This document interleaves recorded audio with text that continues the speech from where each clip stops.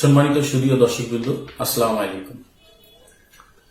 আপনারা সবাই জানেন এবং অবগত আছেন, এই মুহূর্তে সারা বিশ্বে এক মহা বিপর্যয় অর্থাৎ মহা আতঙ্কের একটি নাম হচ্ছে কোভিড-19 অর্থাৎ করোনা ভাইরাস।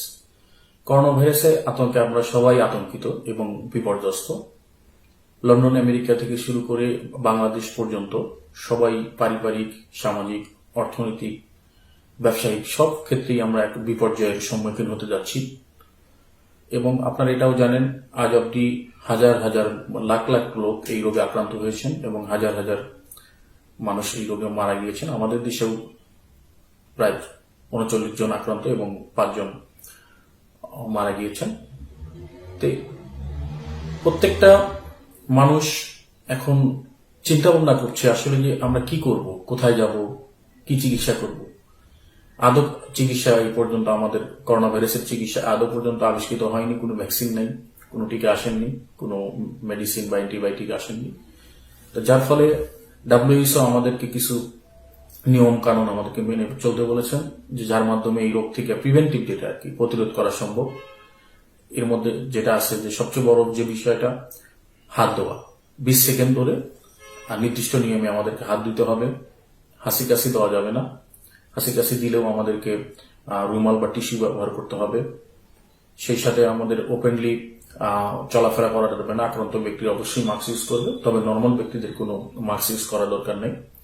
এবং আক্রান্ত দেশ হতে যারা আসছেন, বিদেশগামী যারা আসছেন তাদের সংস্পর্শে না থাকে বা যারা আসছেন তাদেরকে সেলফ আইসোলেট বা হোম কোয়ারেন্টাইনে থাকতে হবে। পাবলিক সমাগম এড়িয়ে চলতে হবে এবং প্রত্যেকটা কাজের শুরুতে বা কাজের শেষেও আমাদেরকে হাত দিতে হবে এবং অপরিষ্কার হাতে আমাদের নাক কানে স্পর্শ করা যাবে না। একজন ফিজিওথেরাপিস্ট হিসেবে আসলে করোনা ভাইরাস আক্রান্ত রোগীদের আসলে তেমন কিছু করার নাই। যদি সে আইসিইউতে থাকে সেক্ষেত্রে আমরা আইসিইউ চেস্ট ফিজিও যেটা বলি, আইসিইউতে কিন্তু পজিশনিং বা চেস্ট ফিজিও হিসাবে আমরা ওখানে কিছু রোল প্লে করতে পারি। তবে এই মোমেন্টে যেহেতু সম্ভব না, বিকজ আমাদের পর্যাপ্ত পিপিই যেটা পার্সোনাল প্রোটেক্টিভ যে ইকুইপমেন্ট এগুলো না থাকার দরুন আমরা হয়তো ক্লোজলি কাজ করতে পারছি না।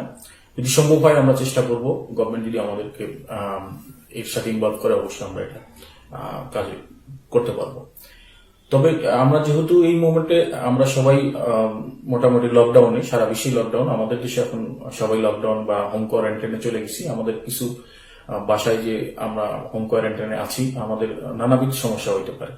এবং দর্শক বন্ধু, এরাও আপনারা জানেন যে এই রোগে ম্যাক্সিমাম রোগী বয়স্ক এবং যারা ফিজিক্যালি অন্যান্য যে শারীরিক যে কমপ্লিকেশন আছে ওই প্রবলেমগুলোতেই মারা গেছেন। যেমন অ্যাজমা যাদের প্রবলেম আছে, রেসপিরেটরি ফেলার, হার্ট ফেলার, ডায়াবেটিক্স, কিডনি ফেলার বা বড় ধরনের কোনো ডিজিজ, অপারেশন, এই ধরনের রোগীরাই ম্যাক্সিমামই আমাদের খুব হাই রিস্কে আছেন। সেই সাথে সাথে বয়স্ক রোগী যারা জয়েন্টের আর্থাইটিস, স্টিফনেস, নানাবিধ প্রবলেমে ভুগে থাকেন, হাই রিস্কে আছেন, তাদেরকে একটু সাবধানে থাকা বলা হয়েছে। এই জন্য বয়স্ক রোগীরা যেহেতু বা ডায়াবেটিক্স রোগী বা আমরা যেহেতু সবাই এখন বাসায় আছি, আমাদের কিছু শারীরিক বা মানসিক প্রবলেম চলে আসবে।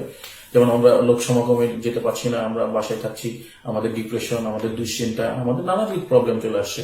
এগুলো থেকে আমাদের অবশ্যই রিকভারি করতে হবে। একজন ফিজিওথেরাপিস্ট হিসেবে আমি কিছু পরামর্শ আপনাদের সাথে শেয়ার করতে চাই, যে আপনারা কেউ হতাশ হবেন না, আতঙ্কিত হবেন না। নির্দিষ্ট একটা সোর্স বা যে বিশ্বস্ত সোর্স থেকে বা ভ্যালিড সোর্স থেকে আমাদেরকে ইনফরমেশন করে নেবেন। এবং জন হপকিন্স যে ইউনিভার্সিটি, তারা আমাদেরকে সারা ওয়ার্ল্ডের একটা নিউজ দিচ্ছেন। আমরা এইসব যে সোর্সগুলো আছে বা যেগুলো যারা ওয়ার্ল্ড ওয়াইড যেগুলো আছেন, আল জাজিরা, তারপরে আপনার বিবিসি, এইসব ব্রডকাস্টিং যারা আছেন তাদের কাছে আমরা ইনফরমেশন নিতে পারি।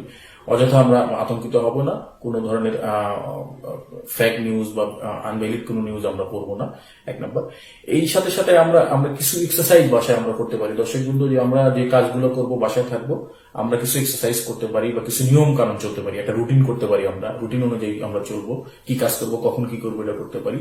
আমরা বাসায় যেহেতু আছি, আমার বাসার এনভায়রনমেন্ট আগে ইনশিওর করতে হবে। যেমন আমাদের এটা পরিষ্কার পরিচ্ছন্ন রাখতে হবে, ক্লিনিনেস, বা আমরা স্প্রে করতে পারি জীবাণুনাশক, যে স্প্রে করে আমরা এনভায়রনমেন্টটাকে ইনশিওর করবো। বাসার ডেকোরেশনটা আমরা চেঞ্জ করতে পারি। ইন্টেরিয়র যে ডেকোরেশন যেটা আছে, সেই ডেকোরেশনটা আমরা একটু চেঞ্জ করে নিয়ে আমরা কাজ করতে পারি।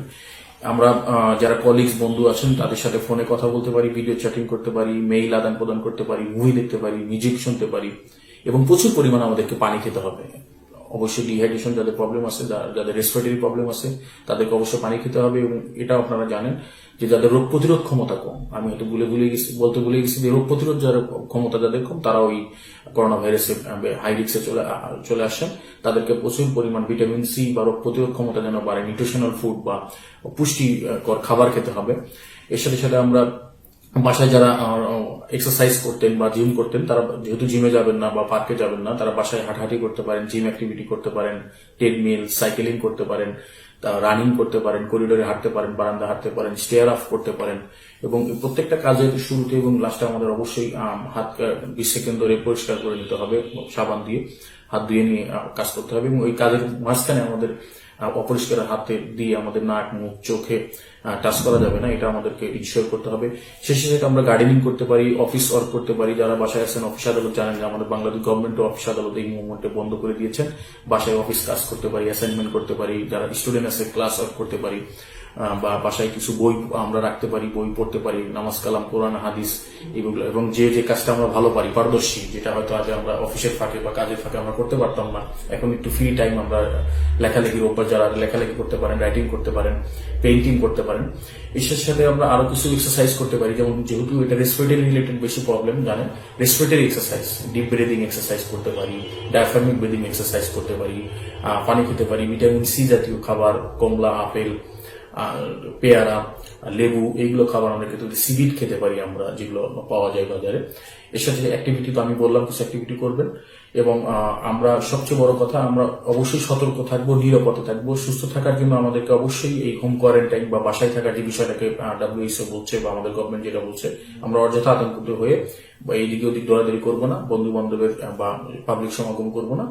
এবং আমরা কিছু ফিজিক্যাল এক্সারসাইজ যেটা আমরা করতে পারি বাসায়, এই সব এক্সারসাইজ আমরা পরবর্তী একটা এপিসোডে বা পরবর্তী আলোচনায় আমি আপনাদেরকে দেখিয়ে দেবো কি কি এক্সারসাইজ আমরা করবো। এক্সারসাইজগুলো আমরা নির্দিষ্ট কিছু এক্সারসাইজ, ফ্রি হ্যান্ড এক্সারসাইজ আমরা আপনাকে দেখাই দেবো।